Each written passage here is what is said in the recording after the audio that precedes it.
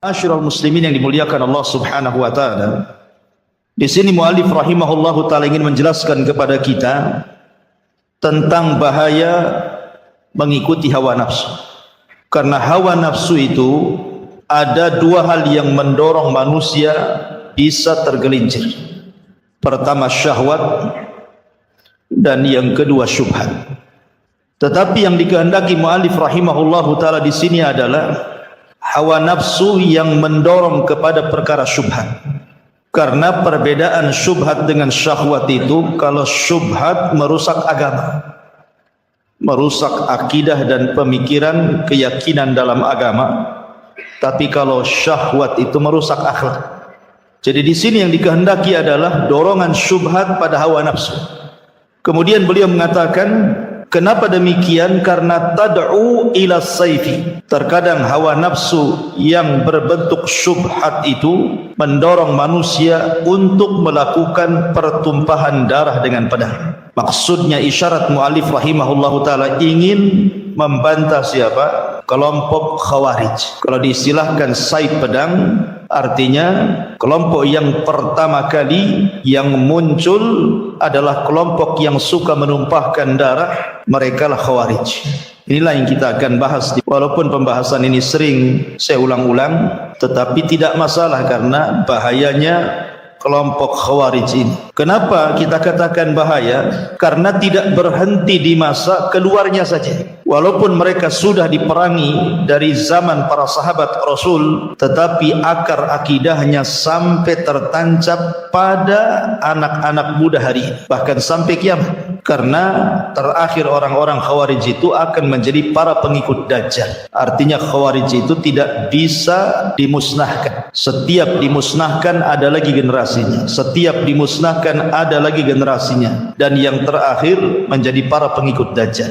Ma'asyiral muslimin, saya akan sebutkan beberapa hadis tentang Khawarij, kemudian sejarah-sejarah yang berkaitan dengan Khawarij, termasuk sifat-sifatnya. Karena kita tahu bahwa para ulama salaf apabila membahas tentang firqah-firqah dalam Islam, kemudian mereka sampai kepada membahas Khawarij, maka mereka sampai mengarang kitab berjilid-jilid hanya untuk menjelaskan kesesatan Khawarij saja. Dan berbeda ketika para ulama melewati firqah-firqah yang lainnya. Kenapa semangatnya para ulama apabila membantah Khawarij itu sampai mengarang berjilid-jilid kitab? Karena firqah ini adalah firqah satu-satunya yang muncul sejak zaman Nabi masih hidup. Jadi Nabi masih hidup, kelompok ini sudah ada. Berbeda dengan kelompok-kelompok sempalan Islam yang lainnya, itu muncul setelah Nabi meninggal. Tapi satu-satunya kelompok yang muncul di masa Rasulullah adalah kelompok Khawarij. Lebih daripada itu, tidak ada satupun kelompok sempalan yang sesat dalam Islam yang diriwayatkan begitu banyak kabarnya melebihi Khawarij. Hadis-hadis tentang Khawarij itu mencapai hampir 20 lebih hadis, dan semuanya sahih menceritakan tentang sifat-sifatnya. Berbeda dengan firqah-firqah yang lain, tidak disyaratkan kecuali mungkin Qadariyah. Rasul pernah mengatakan bahwa Qadariyah itu majusinya umat ini. Tetapi hadis-hadis seputar Khawarij ini banyak sekali, menunjukkan bahwa banyaknya hadis yang menceritakan tentang bahaya Khawarij dari lisan Rasul karena bahayanya kelompok ini. Ma'asyiral muslimin yang dimuliakan Allah Subhanahu wa taala. Hadis yang pertama, hadis dari Abi Sa'id Al-Khudri radhiyallahu anhu. Beliau menceritakan, ba'atha Ali bin Abi Talib ila Rasulillah sallallahu alaihi wasallam minal Yamani bi Dhuhaibati fi adimin maqrudin lam tuhassal min turabiha. Suatu ketika Ali radhiyallahu anhu pernah mengirim batangan-batangan emas kepada Nabi sallallahu alaihi wasallam dengan wadah dari kulit yang disepuh dengan daun, dan emas itu belum dibersihkan dari tanah tambangnya. Kemudian dikatakan faqasamaha baina arba'ati nafar. Maka beliau sallallahu alaihi wasallam membagi ke 4 orang saja. Yang pertama kepada Uyainah ibn Hisni, yang kedua kepada Aqra ibn Habis, yang ketiga kepada Zaid al-Khail, dan yang keempat kepada Alqamah ibnu Ulafah. Tiba-tiba kemudian seorang bangkit dan bicara di hadapan Rasul dan mengatakan, kunna nahnu ahaqqu bihadza min haula. Rasul, harusnya kami yang berhak mendapatkan emas itu dibandingkan mereka-mereka ini. Kemudian Nabi SAW membantah mereka dengan mengatakan, ala ta'manuni wa ana aminun man fis sama, ya'tini khabarus sama sabahan wa masa'an. Maka Nabi SAW mengatakan, apakah kalian akan mencelaku?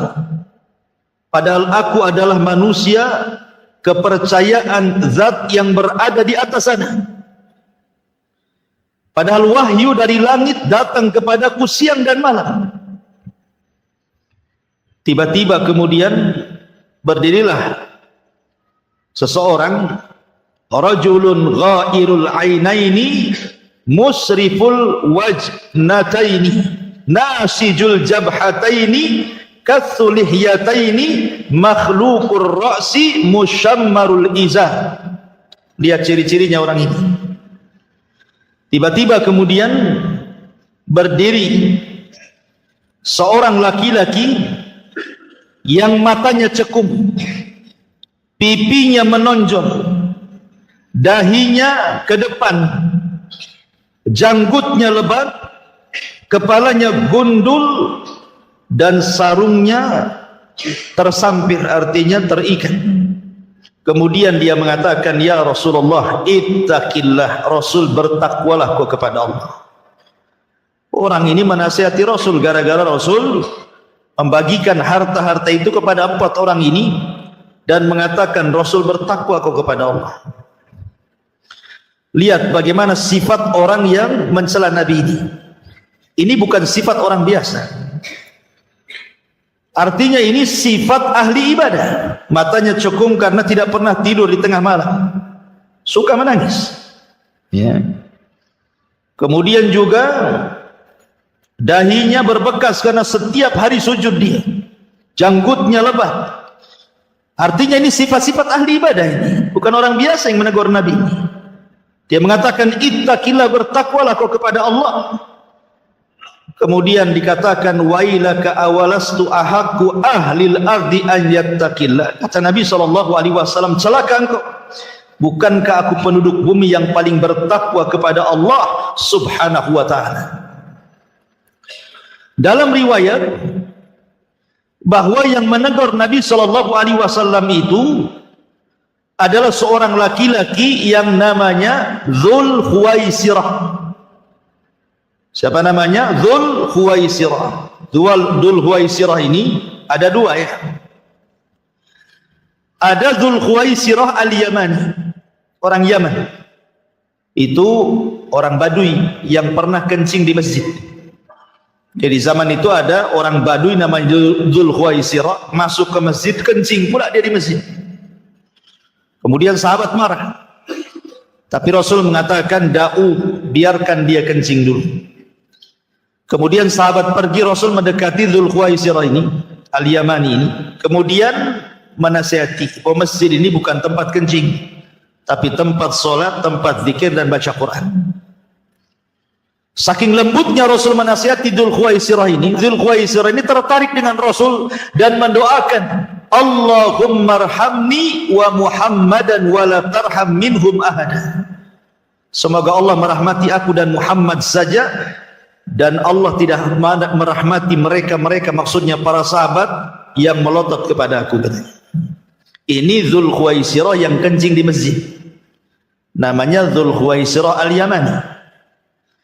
Tapi yang dimaksud Dzul Khuwaisirah ini, yang kurang ngajar kepada Rasul ini, dia adalah namanya Khurqus ibnu Zuhair ibnu Sa'din at-Tamimi. Saya ulangi, Khurqus ibn Zuhair ibn Sa'ad at-Tamimi. Inilah yang kemudian mendatangi Nabi SAW tiba-tiba mengatakan, i'dil ya Muhammad, adil kau wahai Muhammad, jangan begitu pembagiannya, kan kami yang memenangkan perang dalam Hunain, kenapa mereka yang dapat, gitu maksud. Maka Nabi SAW marah dan mengatakan, illam a'dil faman ya'dil, kalau aku tidak adil, lalu siapa manusia yang lebih adil dariku, kata Nabi SAW. Artinya bahwa orang ini pertama mencela agama Nabi, yang kedua mencela kealiman Nabi, seolah-olah Nabi jahil. Yang ketiga, orang ini talabud dunia, menghendaki dunia. Nanti tiga ciri ini akan menjadi ciri Khawarij. Karena ketika itu orang ini pergi, Nabi SAW mengatakan, min di'di hadzal rajul, kata Rasul, dari punggung orang ini akan muncul orang-orang yang semisal dia. Akan muncul orang yang semisal dia, qaumun yatsluna kitab Allah, sebuah kaum yang mereka membaca Al-Quran ratban la yujawizu hanajirahum, tetapi bacaan Qurannya tidak sampai di tenggorokan mereka. Yamrukuna minad din, mereka melesat dari agama. Kama yamrukus sahmu minar ramiyah, seperti anak panah melesat dari busurnya. La in adraktuhum la aqtulannahum qatla samud, kalau aku mendapati mereka, aku perangi mereka seperti Allah mengadab kaum Samud. Ya. Lihat di sini menunjukkan bahwa cikal bakalnya orang-orang Khawarij itu sudah ada di zaman Nabi. Dari siapa? Dari Khurqus ibn Zuhair ibn Sa'ad at-Tamimi, atau dikenal dengan Dzul Khuwaisirah. Inilah pengasas pertama firqah Khawarij di zaman Nabi. Ma'asyiral muslimin yang dimuliakan Allah Subhanahu wa taala, sedikit saya jelaskan. Orang-orang musyrik Arab, orang-orang musyrik Quraisy di zaman periode Mekah, kita tahu bahwa permusuhan mereka kepada Nabi SAW luar biasa. Mereka membuat makar hampir setiap hari kepada Rasul dan para sahabat. Dan itu dijelaskan dalam Al-Quran, wa idh yamkuru bika alladhina kafaru liyuthbituka aw yaqtuluka aw yukhrijuk.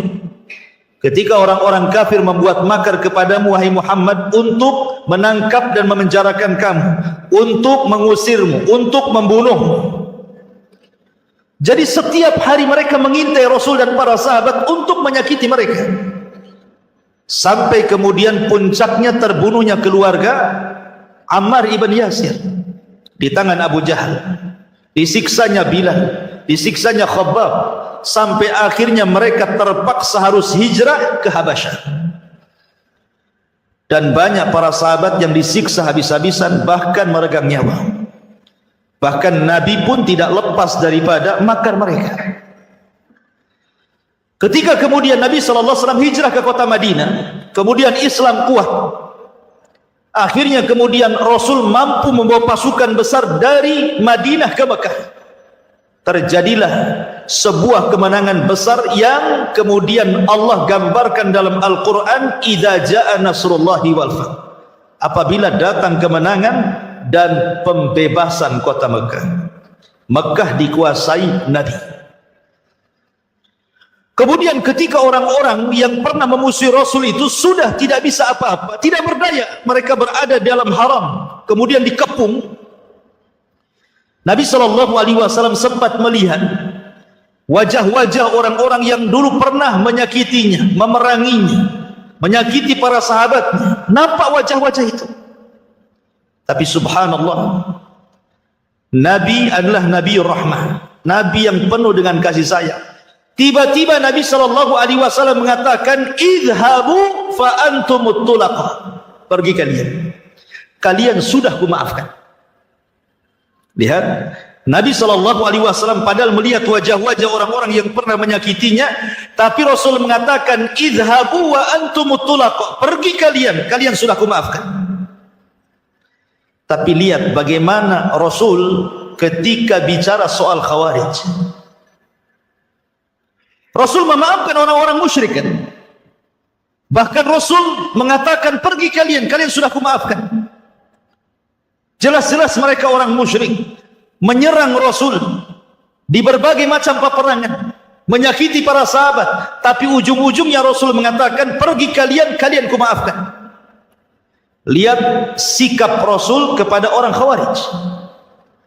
Nabi SAW mengatakan, tuba liman qatalahum wa qatalu yad'una ila kitabillah wa laysa fi syai'in man qatalahum kana aula billahi minhum.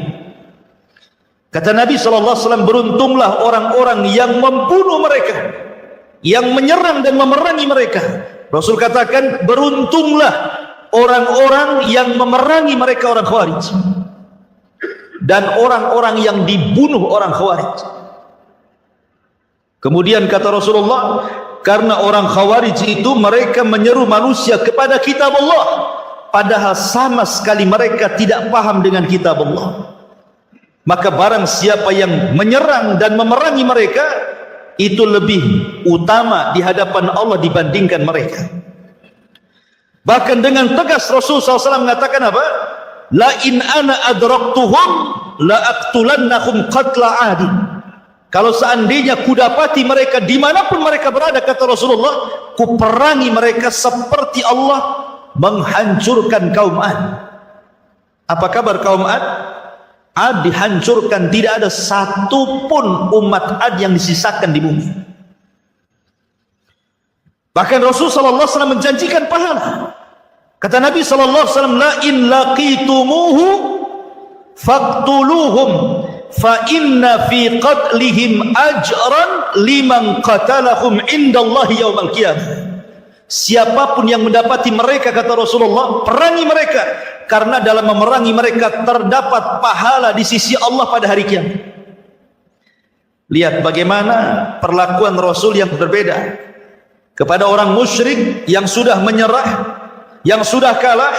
Rasul mengatakan, idhabu fa antumut talaqu, pergi kalian kumaafkan. Tapi ketika menghadapi orang Khawarij, kata Rasulullah, kalau kudapati mereka dimanapun mereka berada, kuperangi mereka seperti Allah mengadab kaum Ad dan kaum Samud. Dahsyatnya Rasul kepada orang Khawarij kan?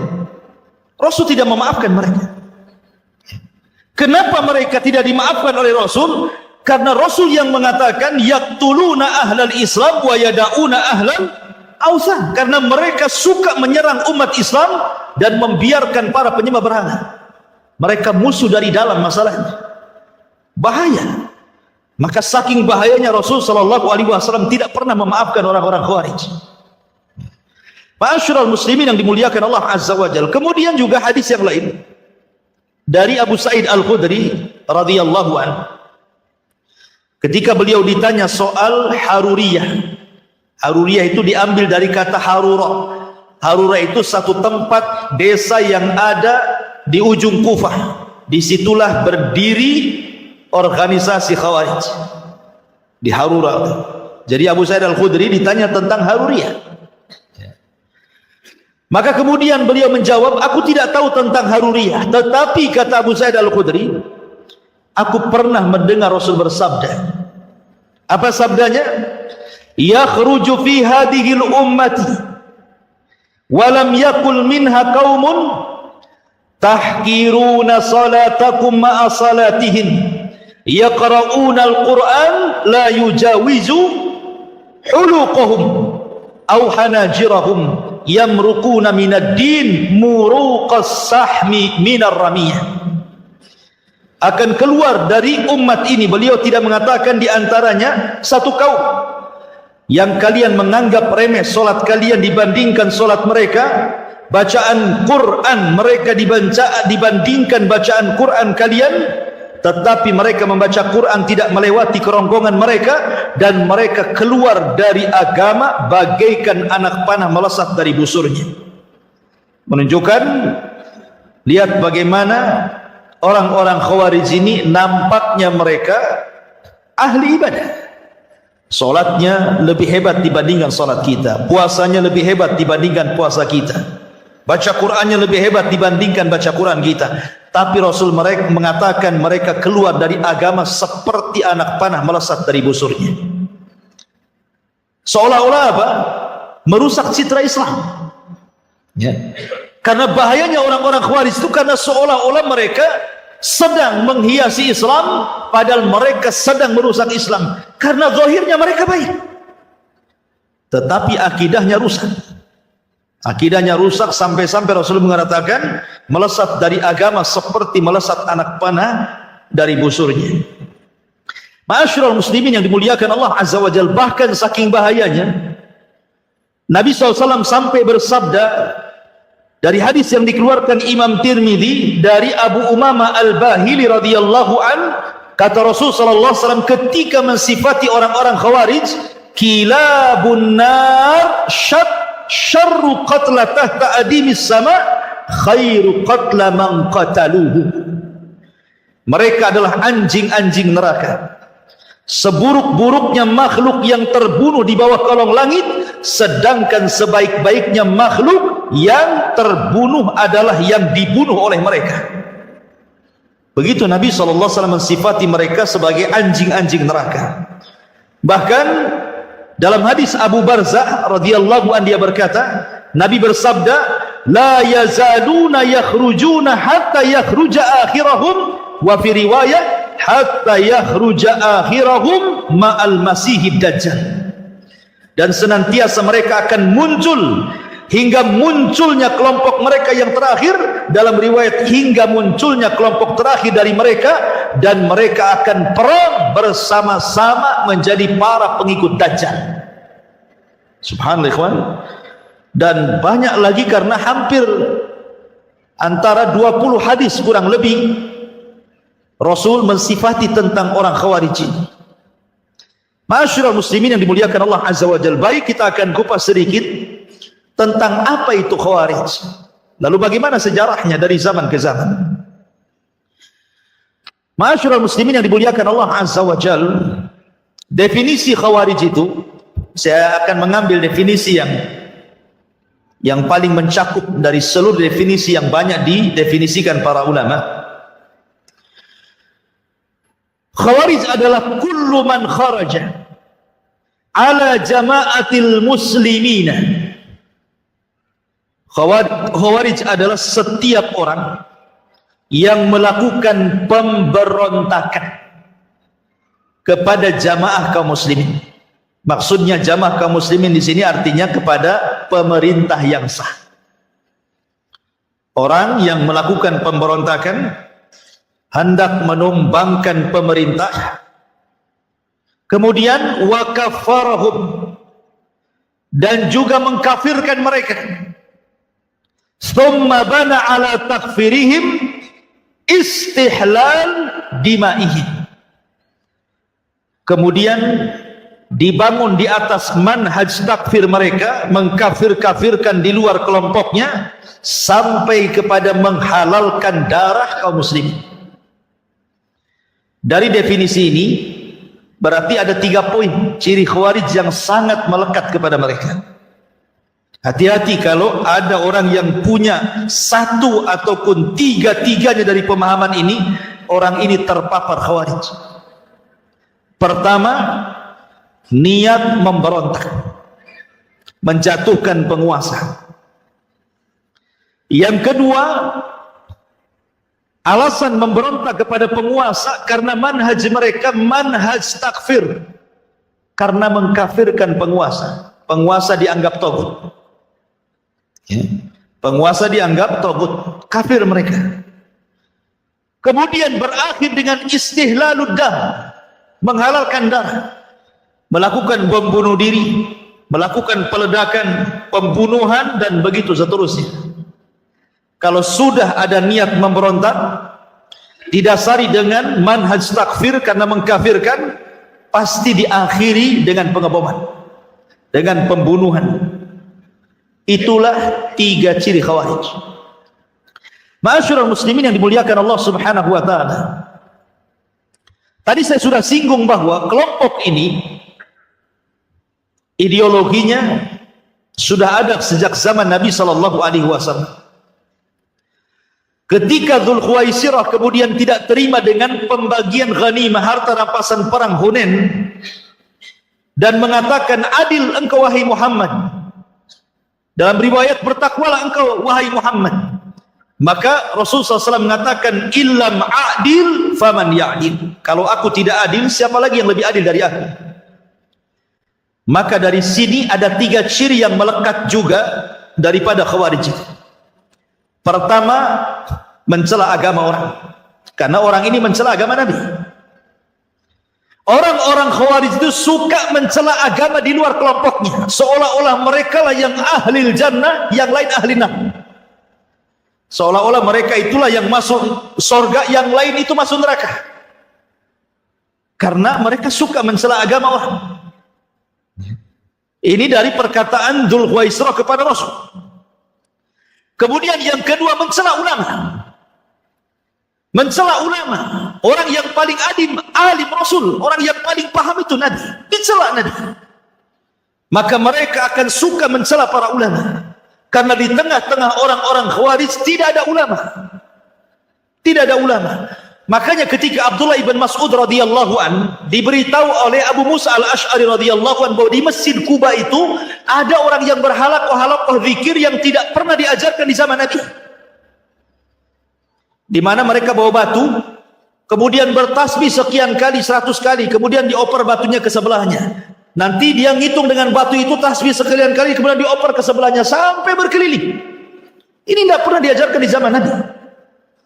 Makanya Abdullah ibn Mas'ud mengatakan, daripada kalian hitung zikir kalian dengan batu-batu yang tidak pernah diajarkan Nabi itu, hitunglah dengan batu itu kesalahan kalian. Kujamin kebaikan kalian tidak akan hilang. Apakah kalian lebih berpetunjuk ataukah sedang membuka pintu kesesatan, kata Abdullah ibn Mas'ud. Kata perawi hadis yang menceritakan tentang kisah Abdullah ibn Mas'ud dengan Abu Musa al-Ash'ari ini, sungguh aku lihat orang-orang yang berhalaqah yang tidak pernah diajarkan di zaman Rasul, tidak ada satupun sahabat yang duduk di situ. Dan sungguh aku melihat ketika terjadi perang Nahrawan antara orang-orang Khawarij melawan kubu Ali radhiyallahu an, rupanya yang halaqah zikir itu bergabung di tentara Khawarij. Ya. Kata Imam Al-Barbahari rahimahullahu ta'ala, lihat, terkadang bid'ah itu awalnya kecil kemudian menjadi besar. Awalnya hanya zikir, jadi perang, menumpahkan darah. Menunjukkan ketika rawi riwayat ini mengatakan, aku tidak melihat ada satupun sahabat yang ada pada mereka, karena memang mereka tidak ada ulama. Dan mereka justru mencela ulama. Mereka mencela ulama. Kemudian yang ketiga, dari kisah Dzul Khuwaisirah ini, Dzul Khuwaisirah ini cemburu gara-gara Nabi SAW membagi-bagikan harta ghanimah Hunain lebih banyak diberikan kepada Muhajirin dibandingkan Ansar. Kemudian dia mengatakan, idil ya Muhammad, adil engkau ya Muhammad, menunjukkan tujuan Dzul Khuwaisirah itu adalah talabud dunya, hanya mencari dunia. Dan ciri-ciri Khawarij itu mencari dunia. Kok bisa? Mereka rela mati loh Ustaz. Bom berada di badan dia, dia ledakkan. Mana mungkin dia mencari dunia? Kalau ada orang ngomong gitu ya, gimana bantahannya? Kita katakan, ada seorang alim di zaman tabi'in, bahkan boleh dikata sayyidut tabi'in, pemimpinnya para tabi'in, namanya Hasan al-Basri rahimahullahu ta'ala. Hasan al-Basri rahimahullahu ta'ala ditanya soal Khawarij. Ketika Hasan al-Basri mengatakan orang-orang Khawarij itu kharaju li ajli dunya, mereka keluar karena dunia. Orang ini ngomong kepada Hasan al-Basri, ya imam, bagaimana kau bisa mengatakan mereka kharaju li ajli dunya, keluar karena dunia? Aku loh melihat sendiri dengan mataku, katanya. Ada seorang Khawarij keluar dari rumahnya, meninggalkan rumahnya, meninggalkan istrinya, meninggalkan anak-anaknya, kemudian bertempur sampai pedangnya patah dan sampai mati dalam peperangan. Apakah kau katakan mereka mencari dunia? Seperti yang kita katakan hari ini. Ya, Mereka sampai menyurati orang tuanya, berpamitan sama orang tuanya, meletakkan bom kemudian di perutnya, kemudian meledakkan. Apa mereka mencari dunia? Bukankah mereka itu simbolnya bahwa ingin cepat mati supaya cepat masuk surga, supaya dapat langsung dikawinkan dengan bidadari katanya? Nah, itu ya. Lihat bagaimana Hasan Al-Basri membantah mereka. Saya katakan, kata Hasan Al-Basri kepada kalian, amana'akum al-imamu salata, amana'akum al-imamu al-hajja, amana'akum al-imamu as-siyama, amana'akum al-imamu al-ibadat. Saya tanya kepada kalian, kalian memberontak kepada pemerintah, tidak suka dengan pemerintah, tidak suka dengan jamaah kaum muslimin. Saya tanya kalian, apakah pemerintah melarang kalian sholat? Jawab, tidak. Apakah pemerintah melarang haji? Tidak. Apakah pemerintah melarang kalian puasa? Tidak juga. Apakah pemerintah melarang ibadah-ibadah yang lainnya merupakan syiar-syiar Islam seperti azan, id dan yang lainnya? Tidak. Kemudian Hasan Al-Basri, artinya sorga di hadapan kalian. Lalu buat apa kalian kemudian mengacau pemerintah? Kalau pemerintah tidak melarang sholat, tidak melarang zakat, tidak melarang puasa, tidak melarang ibadah, bukankah kita hidup untuk ini? Lalu untuk apa kalian memberontak, melakukan pengeboman di sana sini? Kalau bukan tujuan dunia, apa maknanya? Kalau tujuan akhirat, akhirat di depan kita. Kita sholat bisa, puasa bisa, id bisa, baca Quran bisa. Apa yang mencegah kalian untuk melakukan pengeboman? Bukankah inilah yang diperintahkan Allah?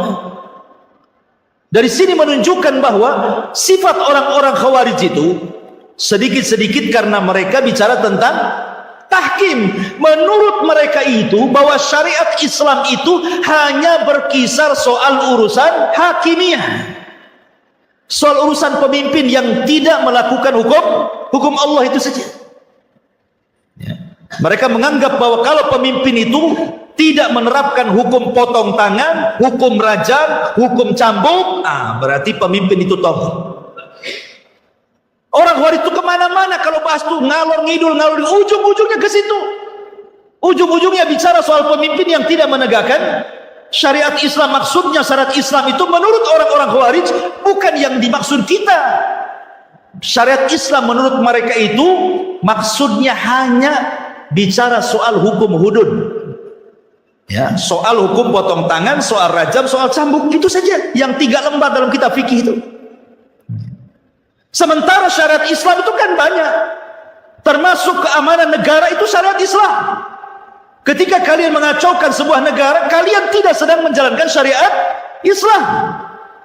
Salat syariat Islam, puasa syariat Islam, menjaga darah kaum muslimin syariat Islam. Kalian justru membunuh darah kaum muslimin. Syariat Islam itu mencakup semuanya, bukan hanya sebatas hukum hudud. Ya. Ma'asyiral muslimin yang dimuliakan Allah Subhanahu wa taala, maka dari sini kita tahu bahwa sebenarnya mereka itu sedang mencari dunia, bukan mencari akhirat. Ini penegasan daripada siapa? Hasan Al-Basri. Dan kaidah Hasan Al-Basri ini umum kepada semua, bukan hanya orang Khawarij saja. Terkadang umpamanya dalam sebuah yayasan yang bergerak dalam dakwah, ada orang-orang yang kemudian direkrut sama yayasan dakwah, suruh jadi pengurus, jadi ini. Lama-lama dia pula memberontak, mengusir orang lamanya, dia pula yang menguasai di situ. Kalau bukan karena urusan dunia, urusan apa? Dia sudah tinggal di situ, anaknya di situ, dia pun bisa dakwah di situ, dia tenang di situ kan? Tiba-tiba diambil alih. Kalau bukan urusan dunia, urusan apa?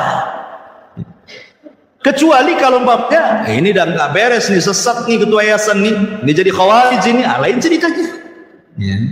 Ma'asyiral muslimin, ini kaidah semuanya masuk. Ke masalah masjid, ke masalah yayasan, ke masalah semua masuk. Ma'asyiral muslimin yang dimuliakan Allah Azza wa Jalla. Baik, kita masuk ke pembahasan lain. Ma'asyiral muslimin, sedikit kita akan bicara tentang sejarah munculnya Khawarij dalam bentuk jamaah. Kalau di zaman Rasul kan dalam bentuk individu, ya, individu namanya Dzul Khuwaisirah. Tapi dalam bentuk kelompok itu terjadi di zaman siapa? Utsman ibn Affan. Di zaman Utsman ibn Affan itu ada seorang laki-laki namanya Abdullah ibn Saba. Abdullah ibn Saba al-Himyari al-Yamani as-San'ani, orang Yahudi yang pura-pura masuk Islam di zaman Utsman. Dialah yang kemudian menjadi provokator utama terbentuknya firqah Khawarij dalam bentuk jamaah. Dia karena tidak bisa mempengaruhi orang Hijaz, maksudnya Hijaz itu Mekah dan Madinah, maka dia berangkat ke Mesir, berangkat ke Syam, ke Kufah, ke Basrah, mulai membuat fitnah tentang Utsman ibn Affan, mulai mengkritik tentang Utsman ibn Affan. Lah akhirnya kemudian berhasil dia, sampai akhirnya ribuan anak-anak muda mereka terpengaruh dengan pemahamannya Abdullah ibn Saba ini.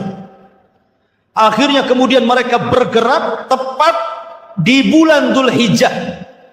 Tepat di bulan Dzulhijjah saat para sahabat yang ada di kota Madinah sedang haji ke Mekah.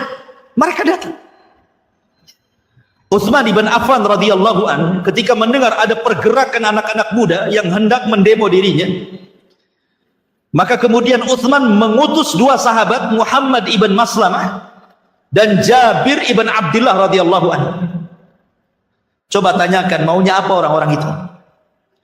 Maka berangkatlah Muhammad ibn Maslamah dan Jabir ibn Abdullah menghadang mereka.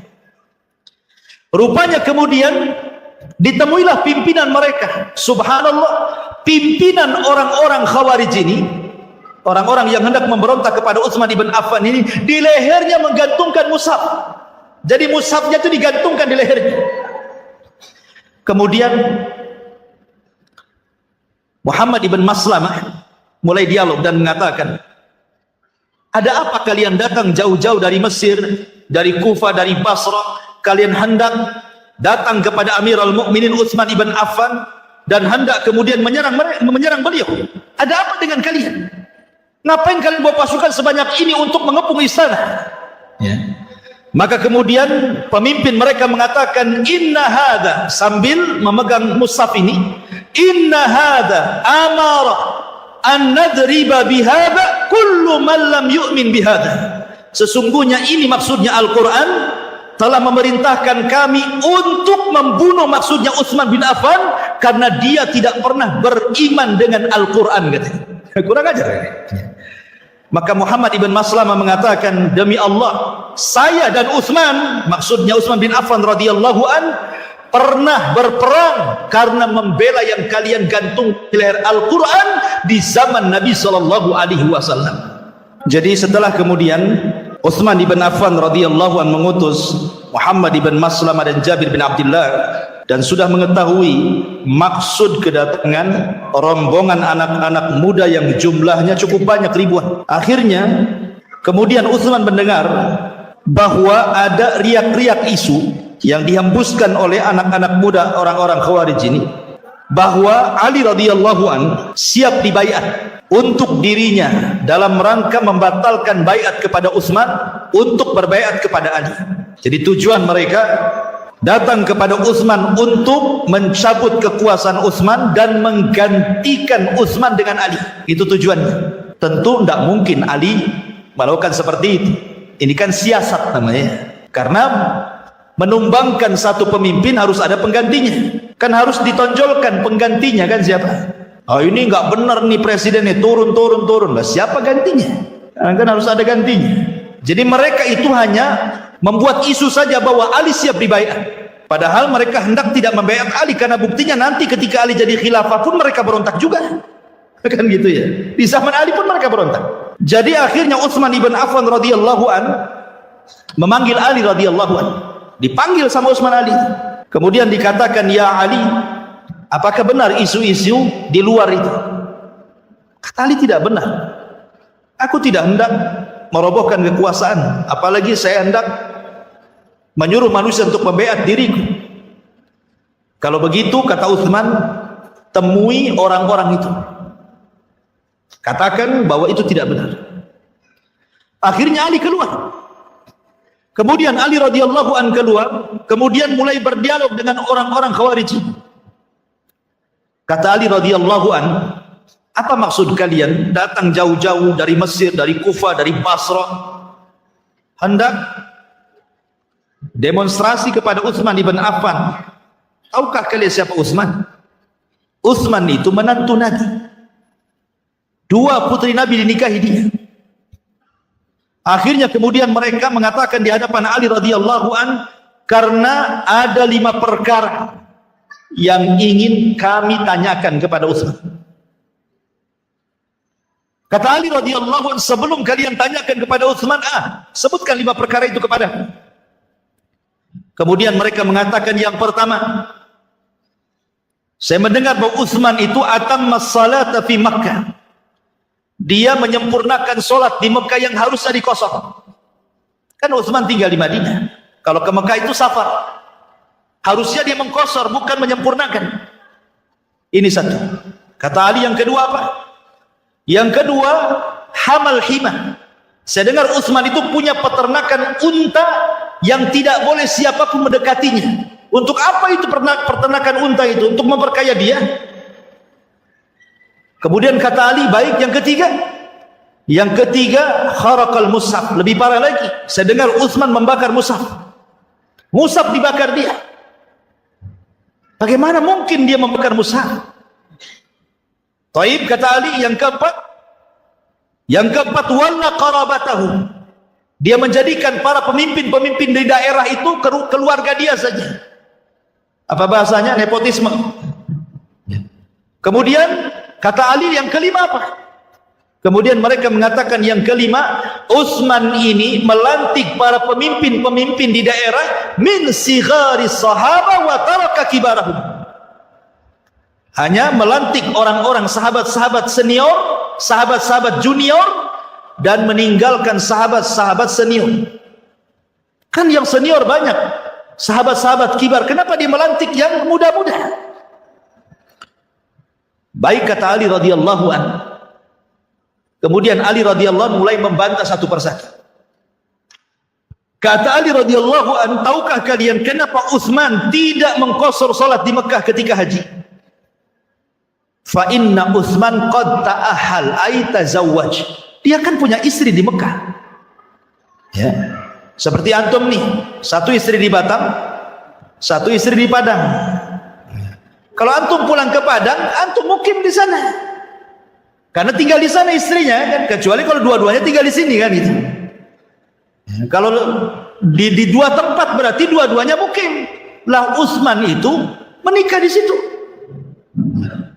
Kemudian yang kedua, adapun Utsman punya peternakan unta, itu bukan peternakan unta dia. Itu peternakan untanya kaum muslimin. Utsman hanya menggebukkan saja, itu milik Baitul Mal. Tidak benar yang kalian ceritakan. Adapun yang ketiga, Utsman membakar mushaf, kan di zaman Utsman itu sudah saya jelaskan. Ketika Hudzaifah ibn Yaman datang kepada Utsman dan mengatakan, ya Utsman, terjadi perselisihan para sahabat soal qiraah. Kata Utsman, kalau gitu kumpulkan semua qiraah-qiraah itu. Akhirnya dikumpulkan catatan-catatan qiraah, maka Utsman membakar qiraah yang syadzah yang diperselisihkan dan menetapkan qiraah yang akhir dibaca Nabi. Jadilah mushaf Utsmani. Jadi kata Ali, Utsman itu membakar qiraah-qiraah yang syadzah, yang diperselisihkan. Bukan membakar mushaf. Kemudian adapun Utsman, dia meletakkan kemudian para pemimpin daerah dari kerabat-kerabatnya. Saya tanya kepada kalian, ada enggak pemimpin yang diletakkan Utsman dari kerabatnya dan dia orang zalim? Salahkah Utsman memilih pemimpin dari kerabatnya sementara mereka orang adil? Kan pemimpin yang penting adilnya, bukan masalah kekerabatan. Walaupun bukan kerabat, kalau zalim buat apa kan begitu? Apakah dia kemudian meletakkan pemimpin yang zalim? Kata Ali, kan tidak. Semua pemimpin yang diletakkan Utsman adalah orang-orang adil.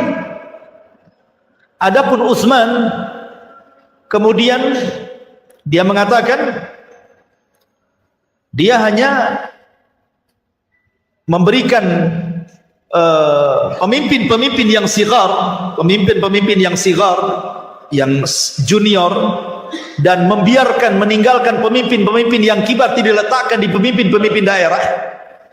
Maka kemudian kata Ali radhiyallahu anhu, Rasulullah pernah menjadikan Usamah Ibn Zaid untuk menjadi pemimpin perang. Usianya 20 tahun. Di belakangnya Abu Bakar, Umar, Utsman dan yang lainnya. Kemudian juga Rasul pernah memerintahkan Attab ibn Usaid. Umurnya juga 20 tahun. Sementara di belakangnya para sahabat Nabi SAW. Jadi apa yang salah dengan Utsman? Kalau Utsman memang dia meninggalkan kibarus sahabat, kemudian meletakkan sigorus sahabat, Rasul pun pernah melakukannya. Kalau dia memang kemudian diambil dari kerabat-kerabatnya, apakah ada yang zalim dari kerabatnya? Tidak. Bahkan Rasul pun pernah mengkhususkan orang-orang Quraisy dari pemimpin dan tidak diberikan kepada selain Quraisy. Ya kan? Yang jadi pemimpin kan semua orang-orang Quraisy. Abu Bakar, Umar, Utsman, Ali. Tidak ada orang-orang Ansar kan? Semua orang-orang Muhajirin. Lalu apa salahnya? Mulailah kemudian kehabisan syubhat. Karena orang Khawarij ini hanya bisa dibantah dengan khusyubhat. Kalau Densus menangkap Khawarij, kemudian dimasukkan penjara, disiksa, itu yang dikehendaki mereka. Memang mereka suka ditangkap, disiksa, kalau bisa dibunuh biar mati syahid, menurut keyakinan mereka. Itu sebuah kelezatan bagi mereka. Sehingga untuk memberantas mereka itu dengan cara apa? Menghilangkan syubhat. Ya. Utus orang alim berdialog dengan mereka. Nah, seperti itulah caranya sebagaimana Ali berdialog dengan mereka. Mereka kehabisan syubhat. Akhirnya salah seorang di antara mereka mendatangkan syubhat lagi yang baru dan mengatakan, "Ya Ali, Utsman pernah mencopot Hakam ibn Abil As," katanya. Hakam ibn Abil As ini diletakkan oleh Rasul di Taif. Tiba-tiba di masa Utsman, kenapa dicopot? Itu kan orang yang diletakkan Nabi. Kenapa dia berani mencopot, katanya. Kata Ali radhiyallahu anhu, ya, memang Utsman pernah mencopot Hakam ibn Abil As, tetapi dikembalikan ke Taif, katanya. Dan dia tetap jadi pemimpin sana. Subhanallah, syubhat dari semua arah, ikhwan. Ya, pertama mencela agama. Utsman mencela salat, kan mencela agama namanya. Ya. Kemudian mencela kerajaan. Bahwa Utsman ini nggak becus mengurus kerajaan, mengurus negara ini nggak becus ya. Masa kerabatnya ini mulai dianggap nggak becus tuh. Ya. Kemudian juga masalah apa? Masalah mushaf lagi. Jadi Utsman itu diserang dari semua segi gitulah. Dan memang begitu biasanya orang-orang yang menjatuhkan pemerintah itu, dia harus punya syubhat yang banyak. Nah, kalau nggak punya syubhat yang banyak nanti ditanya, ngapain kau demo mau meruntuhkan penguasa? Ada apa dengan penguasa, kan gitu? Bingung dia. Oh, karena saya dibayar pakai nasi bungkus. Lain ceritanya. Masa alasannya dibayar nasi bungkus? Kan harus jelas, kan gitu ya alasannya ya. Lihat orang-orang Khawarij ini alasannya macam-macam. Ma'asyiral muslimin yang dimuliakan Allah Azza wa Jalla. Akhirnya kemudian apa yang terjadi? Kemudian mereka pun dihadapkan kepada Utsman. Setelah mereka habis syubhatnya di hadapan Ali, akhirnya mereka dihadapkan kepada Utsman. Ali mengajak mereka, kalau begitu ayo kalian saya pertemukan dengan Utsman. Datang anak-anak muda ini, akhirnya berjumpa dengan Utsman bin Affan. Naik Utsman bin Affan ke atas mimbar. Utsman sudah tua, usianya 84 tahun, bayangkan. Sudah tua. Naik dia ke atas mimbar. Ya. Kemudian kata Utsman ibn Affan radhiyallahu an ingin menjelaskan kepada orang-orang Khawarij itu siapa dia dan kedudukannya di hadapan Nabi. Kata Utsman ibn Affan radhiyallahu anhu, dia mengatakan, "Afikum Ali?" Ada Ali di sini? Kemudian Ali mengatakan, "Ya, saya di sini." "Afikum Talha?" Maksudnya Talha ibn Ubaidillah. Apakah di antara kalian ada Talha? Tiba-tiba mengatakan, "Saya Talha." Kemudian kata Utsman, "Afikum Sa'd bin Abi Waqqas?" Ada Sa'd bin Waqqas di sini. Oh, kata Sa'd, saya di sini. "Afikum Zubair?" Apakah ada Zubair? Kata Zubair, saya di sini. Ketika sudah lengkap, ini orang-orang yang mubasyiruna bil jannah ya. Orang-orang yang mendapatkan kabar gembira masuk surga yang disebut oleh Utsman ini. Kemudian Utsman mengatakan, "Saya bersaksi kepada kalian. Saya bersaksi kepada Allah kepada kalian." Ya. Tanyakan kepada orang-orang ini, maksudnya kepada Ali, kepada Talha, kepada Sa'ad bin Abi Waqqas, kepada Zubair. Tanyakan kepada orang-orang ini. Mereka tahu semuanya. Nabi SAW sewaktu hidup pernah mengatakan, "Man ishtara bi'ra rumah falahul jannah." siapa yang membeli sumur rumah, ketika itu para sahabat tidak ada air kecuali harus beli kepada orang Yahudi. Kemudian Rasul mengatakan setiap hari dimahalkan sama orang Yahudi itu air daripada sumur rumah itu. Akhirnya Rasul mengatakan, beli saja sumur itu. Kemudian Rasul mengatakan, siapa yang mau beli sumur rumah diberikan kepada kaum muslimin, falahul jannah, ku jamin dia masuk surga. Kata Utsman, kalian tahu siapa yang membelinya? Bukan Ali, bukan Talha, bukan Zubair, bukan siapa-siapa. Saya yang membelinya. Ini bukan hendak riya, bukan. Biar mereka tahu, karena mereka hendak berbuat jahat, maka Utsman mengingatkan siapa dirinya. Kemudian kata Utsman ibn Affan radhiyallahu anhu, bukankah Rasul pernah mengatakan siapa yang bisa membeli tanah ini yang dempet dengan Masjid Nabawi, maka dia dapat surga. Siapa yang membelinya? Aku yang membelinya. Kemudian aku serahkan untuk peluasan Masjid Nabawi. Kemudian ketika tentara Tabuk kesulitan, sampai-sampai Rasul mengatakan, man jahaja jaishal usra falahul jannah.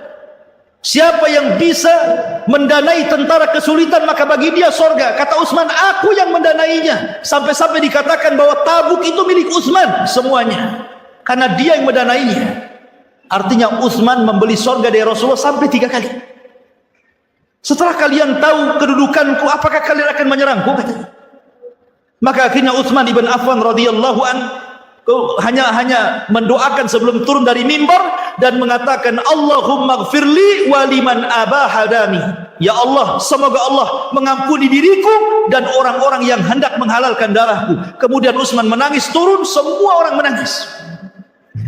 Ma'asyiral muslimin yang dimuliakan Allah subhanahu wa ta'ala, ketika kemudian selesai ini, mereka sadar.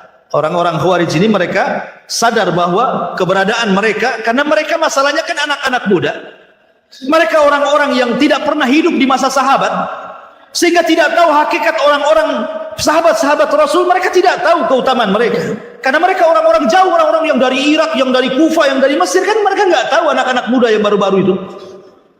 Makanya ciri-ciri orang Khawarij itu adalah hudatsaul asnan, anak-anak muda tapi jahil, bodoh, ya kan?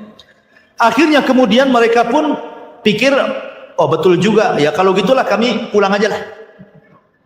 Pulang mereka. Subhanallah. Di tengah jalan, rupanya siasat Abdullah ibn Sabah ini membuat surat kaleng. Dititipkan kepada seorang anak muda, sengaja anak muda itu lewat di rombongan orang-orang Khawarij yang hendak pulang, mencurigakan, langsung ditangkap. Rupanya dikeluarkan, ada isi suratnya. Kemudian pas dibaca, rupanya isi surat itu adalah isi surat dari Utsman ibn Affan kepada penguasa Mesir. Ya, isi surat itu adalah suratnya Utsman ibn Affan kepada penguasa Mesir. Siapa penguasa Mesir kala itu? Sa'ad ibn Abi Syarh. Sa'ad ibn Abi Sarh. Jadi isi surat itu dari Utsman bin Affan kepada Sa'ad ibn Abi Sarh, gubernur Mesir, sepulangnya para pendemo ini. Kemudian disebutkan nama-namanya. Pertama Abdurrahman ibn Udes, kemudian Urwah ibn Suyai, kemudian Ibnu Umar, Ibnu Amrin bin Budel, kemudian Kinanah ibn Bishr. Ini kan tokoh-tokoh Khawarij ini. Sepulangnya mereka ini berempat ini tangkap, bunuh, salib. Ketika baca surat ini kan pimpinan-pimpinan mereka nih. Oh, marah ini. Mungkin bahasa saya ini, gimana Utsman ini? Ya. Dia bilang, sudah kalian saya doakan, semoga Allah mengampuni siapapun orang yang hendak membunuhku. Saya maafkan, pulang kalian. Tiba-tiba suruh pulang, ngirim surat ke gubernur masing-masing. Ketika kita sampai di daerah kita disuruh dibunuh. Ini kan kurang ajar nih. Kalau gitu balik lagi kita ke Madinah, katanya. Balik lagi mereka ke Madinah. Ya. Sampai di Madinah, dikiranya sudah selesai. Rupanya dikepungnya istana. Kemudian Ali datang lagi, ada apa dengan kalian? Bukankah sudah selesai semua? Kemudian mereka mengatakan tidak, Utsman sudah menulis surat kepada Sa'ad ibn Abi Syarah untuk membunuh pemimpin-pemimpin kami. Utsman datang mengatakan, wallahi demi Allah, aku tidak pernah menulis surat itu. Aku tidak pernah menulis surat itu. Kemudian mereka mengatakan kepada Ali, lihat Ali, orang tua ini sudah berdusta kepada kita. Subhanallah, menuduh Utsman berdusta. Ya. Kemudian salah seorang mereka berteriak lagi, kami juga punya surat yang lain katanya. Bukan surat kepada Sa'ad ibn Abi Syarah, tapi surat yang ditujukan kepada Muawiyah yang ada di Syam, yang isinya dari Utsman bin Affan kepada Muawiyah, datanglah wahai Muawiyah dengan tentara yang banyak, bunuh orang-orang Khawarij yang hendak melepaskan kekuasaanku. Ini suratnya di tangan kami katanya. Coba banyak surat-surat bodong tuh. Hati-hati ini kan ada pelajaran juga. Ini kan surat-surat hoax bahasa kitanya. Tapi begitulah orang-orang Khawarij, mereka akan membuat hoax soal pemerintah. Ya. Mereka akan membuat hoax tuh supaya masyarakat itu marah sama pemerintah kan. Dibuat hoax, pemerintah nggak becus lah, inilah itu macam-macam. Akhirnya kalau di Mesir ditumbangkan dengan Facebook, di Indonesia mungkin bisa dengan YouTube tuh. Buat hoax dengan YouTube, semua pegang YouTube. Wah, geram semuanya. Ini pemerintah mau semuanya kan. Begitu memang orang-orang Khawarij. Ma'asyiral muslimin yang dimuliakan Allah Azza wa Jalla. Akhirnya ketika Utsman bersumpah, mereka juga tidak yakin, tidak percaya dengan sumpah, karena memang tujuannya ingin menumbangkan Utsman, sudah sakit hati mereka. Akhirnya ketika itu banyak para sahabat datang ke rumah Utsman. Ada Abu Hurairah, ada Hasan, ada Husain, ada Zubair, ada Tolha. Banyaklah para sahabat datang ke rumah Utsman dengan membawa pedang-pedang mereka dan siap menghadapi mereka. Tapi Utsman mengatakan, bersumpah demi Allah, sebaiknya sarungkan pedang-pedang kalian. Ini urusan aku dengan mereka. Ini urusanku dengan mereka. Pulang kalian. Saya tidak hendak menumpahkan darah siapapun ahlu Madinah di kota Madinah. Pulang. Abu Hurairah radhiyallahu sampai menangis. Akhirnya dia lempar pedangnya, menangis keluar dari rumah. Karena dia tidak bisa apa-apa. Utsman tidak mau dibela. Ya. Ketika di dalam rumah itu tidak ada sahabat satupun kecuali Utsman dan istrinya, mulailah orang-orang ini menakuti orang-orang kota Madinah. Bayangkan, karena ketika itu tentara tidak ada, sedang haji semua. Yang kedua, kekuatan tentara kaum muslim itu semua ada di Syam, ada di Gubernur Muawiyah sana kan, pusat kekuatan kaum muslimin kan di Syam. Ya, Madinah itu hanya ibu kota saja. Dan ketika itu kan di musim haji, orang sedang haji, di Madinah kosong, nggak ada orang. Sementara ini orang-orang Khawarij ribuan datang dari daerah-daerah gitu ya, sampai mengancam penduduk sampai ketakutan. Siapa yang keluar dari rumahnya tidak aman, siapa yang tetap di rumahnya dia aman. Sampai semua ahli Madinah mengunci semua di rumah-rumah mereka. Rumah Utsman dikepung oleh orang-orang Khawarij. Akhirnya dibakar pintunya, masuklah orang Khawarij ke rumah Utsman ibn Affan radhiyallahu anhu. Ma'asyiral muslim, muliakan Allah Azza wa Jalla. Malam hari sebelum besoknya Utsman terbunuh, Utsman ibn Affan radhiyallahu an sempat bermimpi dalam mimpinya dia sedang berpuasa. Kemudian dia berjumpa dengan Rasul, Abu Bakar dan Umar dalam mimpinya. Kata Nabi SAW, ya Utsman, a'atosh, apakah engkau haus wahai Utsman? Kata Utsman, iya wahai Rasul. Atakhaf ya Utsman, apakah engkau takut wahai Utsman? Kata Utsman, iya wahai Rasulullah. Kalau begitu engkau besok berbuka denganku di sini. Kemudian Utsman terperanjat. Dia mimpi seperti itu, bahwa dia besok akan berbuka bersama Nabi.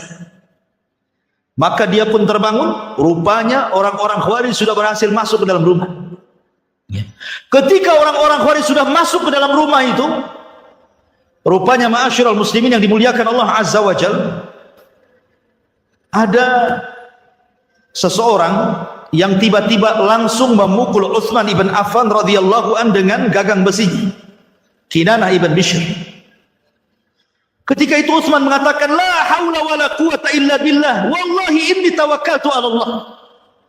Utsman ibn Affan radhiyallahu mengatakan, kalian itu sebenarnya hendak apa kemari? Mau kalian itu apa?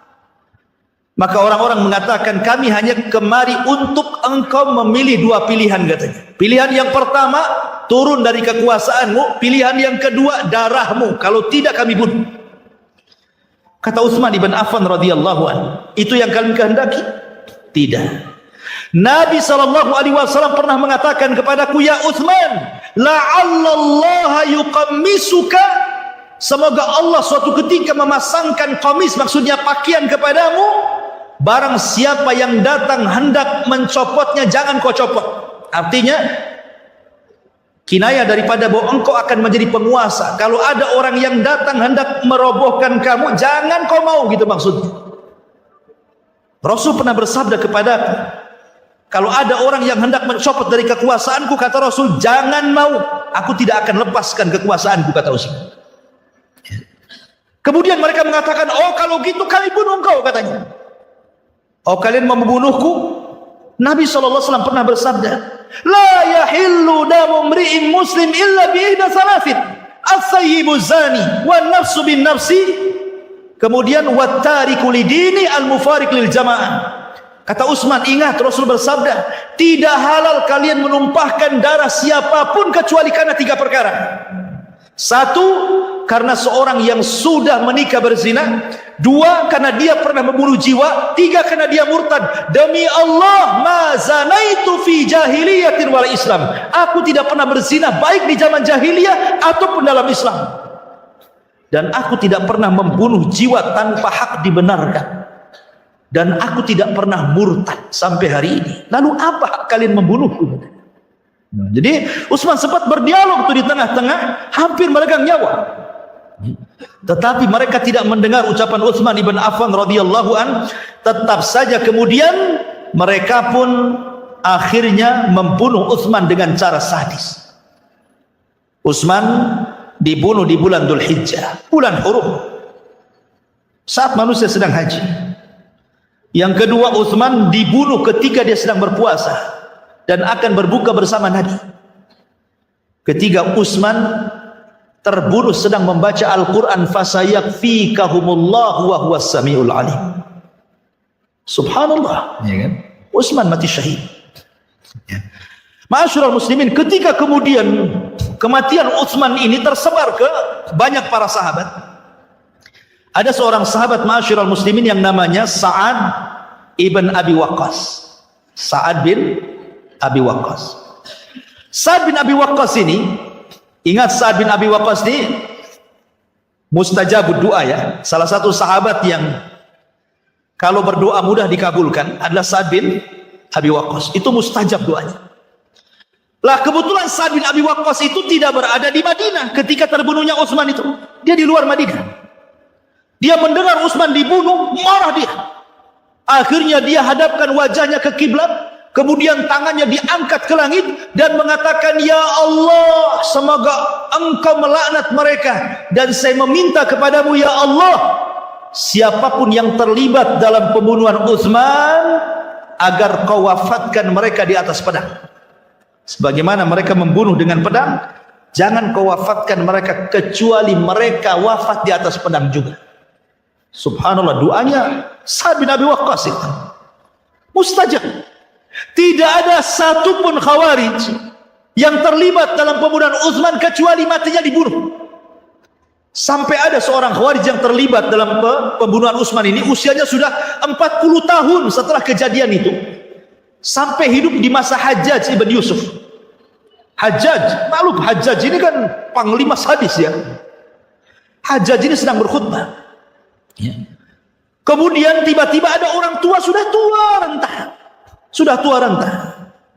Tiba-tiba dia mengatakan, ya Hajjaj, ya, apakah engkau akan membunuhku? Tidakkah kau lihat aku ini orang yang sudah tua? Kemudian Hajjaj mengatakan, siapa yang ngomong tadi? Tiba-tiba orang tua itu mengatakan, saya. Rupanya dia adalah salah satu pemimpin Khawarij dalam pembunuhan Utsman itu. Maka Hajjaj mengatakan, engkau tadi yang mengatakan bahwa engkau sudah tua. Tidak, darah Utsman ada di punggungmu, katanya. Sini kamu. Diambilnya pedang, dipenggal lehernya. Aku mulai dari engkau, katanya. Hajjaj, subhanallah ikhwatu fiddin. Karena Hajjaj ini kan diperintah oleh Abdul Malik untuk memerintah Syam, dan Syam itu kan orang Irak. Irak itu kan orang yang rakyatnya susah diatur.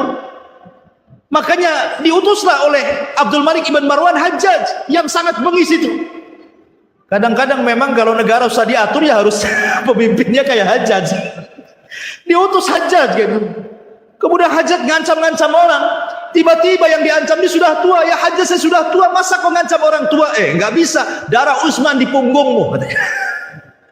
Akhirnya diambil pegang di penggal lehernya. Abda ubika, dari engkau kumulai gitu.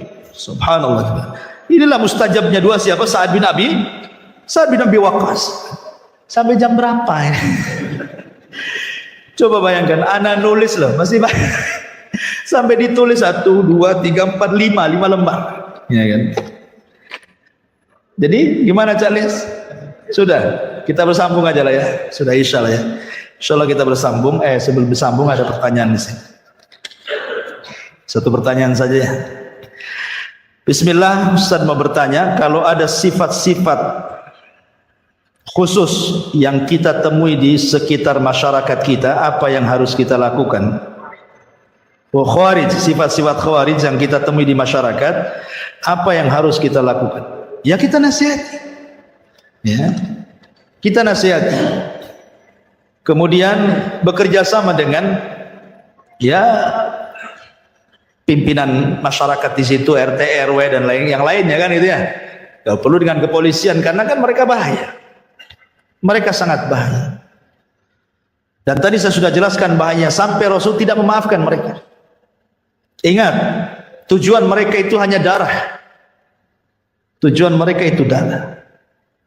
Padahal Nabi SAW mengatakan, seandainya kalau ada orang datang ke Ka'bah bawa cangkul, bawa gada, palu, kemudian Ka'bah itu dihancurkan satu keping sampai rata dengan tanah, itu lebih ringan dosanya dibandingkan menumpahkan darah satu orang muslim.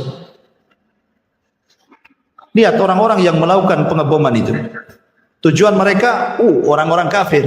Kenyataannya apa? Orang Islam yang mati. Dan lebih parah lagi, tidak ada adab jihadnya. Dalam Islam saja adab jihad. Tidak boleh membunuh anak-anak, tidak boleh membunuh orang tua, tidak boleh membunuh wanita, tidak boleh merusak. Ya. Yang dibunuh tentara saja. Ini enggak semua rata. Perempuan yang lewat mati, anak yang lewat mati, orang tua mati, semua mati di sini. Enggak ada adabnya. Itu kalaupun terjadi dalam sebuah pertempuran yang jelas-jelas bertempur, ya kan? Mereka tidak sedang bertempur. Ini negara Islam. Mereka mau mengacau negara Islam. Keamanan itu nikmat yang paling besar. Kalau memang ada di masyarakat yang seperti ini, waspadai. Kalau perlu dinasihati, laporkan kepada RT, RW, lurah, polisian, ya. Karena ini sangat bahaya. Wallahu a'lam.